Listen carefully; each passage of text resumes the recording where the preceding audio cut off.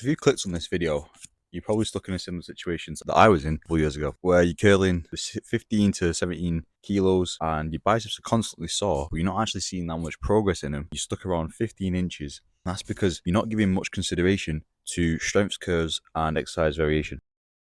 A lot of the exercises you're doing are most likely in the lengthened range. You're probably hitting a lot of incline curls, cable curls, and regular dumbbell curls, and obviously the hammer variations of all of those as well. There's nothing wrong with them. They're all good exercises. Being in the lengthened range is generally better than being in the shortened range, right? Good for hypertrophy. But what isn't considered is the levels of muscle damage and muscle soreness that comes from training in the lengthened range.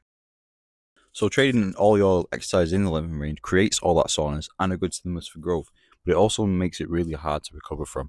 And if you're on a push-pull leg split, most likely, 3 days or 4 days, on the fourth day when you come to train again, you probably still have a lot of muscle soreness. So when you come to train again, you're still using the same weights because you're not fully recovered. And this is where you need exercise variation and rotation. On the Monday or the Tuesday, or whenever you hit the biceps first, you smash out all the lengthened range focused exercises, right? You'll get that soreness, you'll get that growth. But when you come back again 3 or 4 days later, you don't need to do those same exercises because you've already got a lot of muscle damage still. This is where you need to rotate to something like a spider curl or a cable preacher curl, where you hit the muscle in the shortened range. Start focusing on hitting the muscle in the shortened range and changing between the variations and the stretch curves. There's nothing wrong with hitting exercise in the shortened range. Obviously, people online will tell you that it's just useless, but you still get a stimulus, but you won't get the same recovery impact. That bottom part and mid-range of the bicep there and there is already incredibly sore and damaged from the exercise you did the other day. So why would you train that again? I think the best example I can give is chest. It's quite intuitive with chest, right? You'll naturally hit like decline bench and then incline dumbbells, right? You wouldn't hit decline bench, then decline dumbbells, and then weighted dips, and then do some decline flies on top of that, would you? No, you naturally change between incline, decline, and mid-range.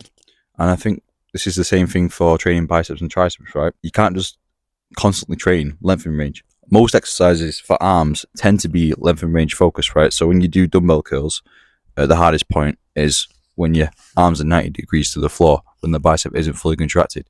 When you're doing preacher curls, it's stretch focused. Incline curls, stretch focused, right? When you're doing triceps overhead, also stretch focused. There's not much you can do about that, but there are other bicep and tricep exercises you can do that focus the contraction focus. So for triceps, you could do like a cable kickback, or you could try dropping the attachment on a cable rope, so dropping the attachment 1 lower than normal, or 2, 3 lower than normal, and taking a step back. It means that the cable is more likely to be perpendicular to your arm in the shortened range, right? The hype at the moment is all lengthened range, and because these hype up the lengthened range so much, you kind of forget that there is actually value in training the shortened range. It isn't as intuitive as it is logical, if you know what I mean. Like, it's logically speaking, obviously get strong in the lengthened range and get strong in the shortened range, and you're going to have a complete, more developed muscle. But it's not as intuitive because the hype at the moment is all around the lengthened range. Anyway, this channel is all me documenting my experience and providing tips down. I'm also a personal trainer and an online coach. If you find these videos valuable, you may find my services valuable. I just thought I'd put that out there. I believe I've covered everything I want to cover in this video though. And if you like the video, please like the video. It helps me out. Also subscribe. That helps me out as well. And there'll be more videos this way, coming this way. Besides that, just take care of yourself, and I'll see you in the next video.